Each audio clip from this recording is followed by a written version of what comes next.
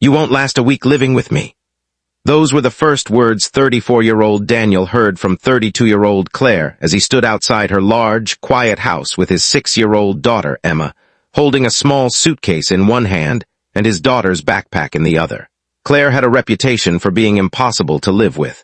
She was successful, private, fiercely independent, and after years of disappointment, she had built walls around her heart so high that even she had forgotten how to climb over them. Daniel, a hardworking single father who had learned to survive without expecting anyone to save him, simply looked at her, glanced at Emma, and stepped inside. He had no idea that staying longer than 7 days would change all three of their lives forever.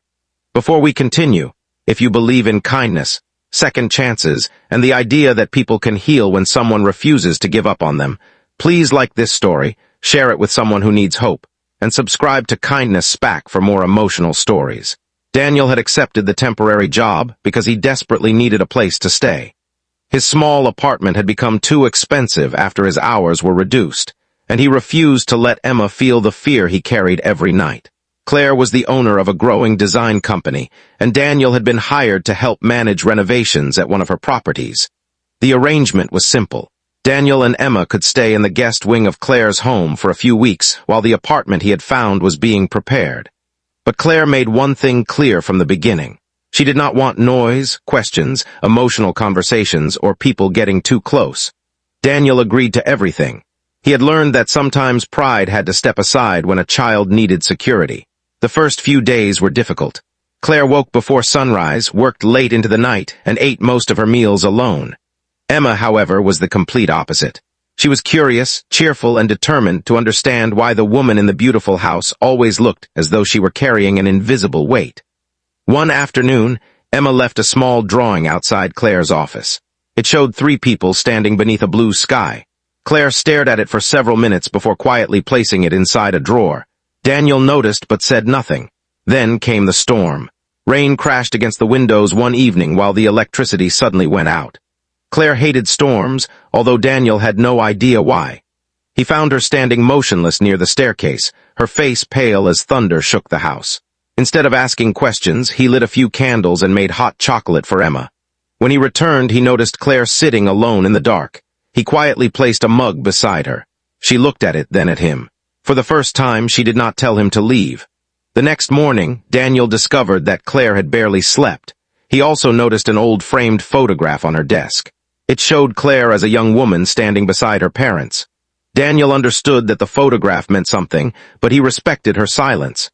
Weeks passed, and the strange household began changing in small ways. Emma started leaving drawings on the refrigerator. Daniel began preparing breakfast for everyone, even though Claire initially refused to join them. Slowly, she started appearing at the kitchen table. At first she came only for coffee, then she stayed for 5 minutes, then 10. One morning, Emma accidentally spilled orange juice across the table.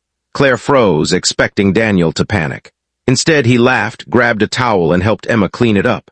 Claire watched them and smiled without realizing it. Daniel saw the smile. He said nothing. That was the moment something inside Claire began to soften. But just as the house started feeling warmer, Daniel received devastating news. The company had delayed his new apartment again, and he could no longer afford to remain unemployed between projects. He decided he would leave the next morning and take whatever work he could find. Emma was heartbroken. Claire was strangely silent. That night, Daniel packed their belongings while Emma slept. He looked around the guest room and felt grateful. He had entered the house expecting nothing except temporary shelter. Somehow, it had begun to feel like home. As he carried the final suitcase downstairs, Claire was standing in the hallway. She looked frightened. Not angry, not cold. Frightened. She finally admitted that she had spent years pushing people away because the last person she trusted had abandoned her when she needed him most. She had convinced herself that needing someone was weakness. That caring meant eventually being hurt. And when Daniel arrived with Emma, she had decided she would never allow herself to become attached. But Emma had changed the house. Daniel had changed it even more. Claire looked at the packed suitcase and realized that the thing she had feared most was no longer someone staying.